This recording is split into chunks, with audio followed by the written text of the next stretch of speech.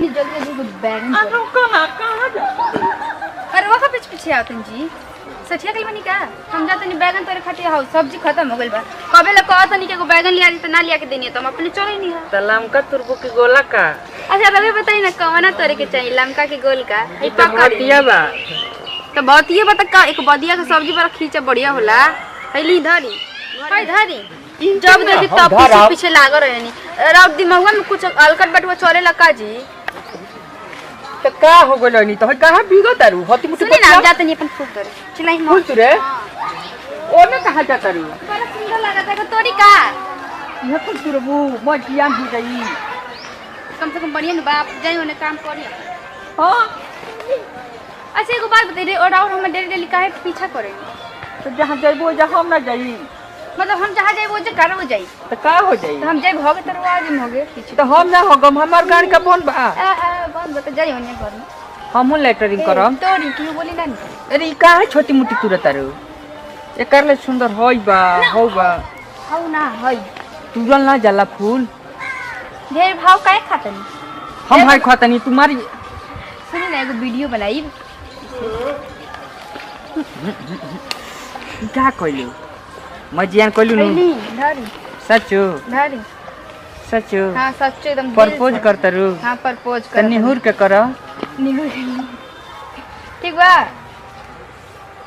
का हो ई फूल आ गेंदा के रउआ ना बुझाई तो हई एगो बतिया का तू देलू लइकन के बैगन देनी आइली काम आई ई तो बुझाता कि लइकन के एथे ह चल हट हमरा काम कर दी पगलाई मत बुझा लगे डेल डेल पीछे पर एकदम रहे काहे मारतल हो सॉरी हमारी एगो फूल तो हो गई वीडियो तो बनी कम से कम ई का वीडियो सीडियो के पीछे पड़ रहत रू ओ भीगो वीडियो बनावे नी भीगो वीडियो हां भीगो वीडियो का कर दू हो ओ मैं प्रपोज करके वीडियो बनाई सो रे जाई ना बा खाली हम पर सारे समय रहम नु तुरबू तो हम धरम धरेम तो एकदम धर। सिया खोली ओ में धरे तुम तोरा तोरा त तोरी ह ए में बैगन तोड़ के धरे एना तो औरी बतिए बते एने एगो ठीक बा रुक तेर बैगन मत तुरना त मत सजुली हो जाई काहे खजूरी दा ठूसे नहीं तो खजूरी ना होला का ओ ठुसा आज नहीं सुनी नहीं है बड़ा लोग बैगन वाला गाना गावत रे का बात है ले नहीं खुद बैगन संगे बल मजला हो बैगनवा के खेत में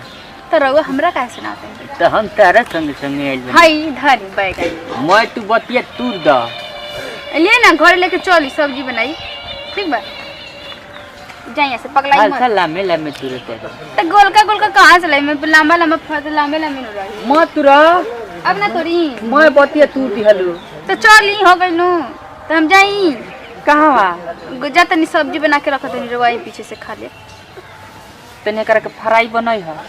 फ्राई कैसे बनेला हमरा फ्राई चले फाड़ के ठीक बा तो हम जा तनी ठीक जतरू जा तनी जतरू हां जा तनी सचो तो हमहू चलम तारा पीछे ही पीछे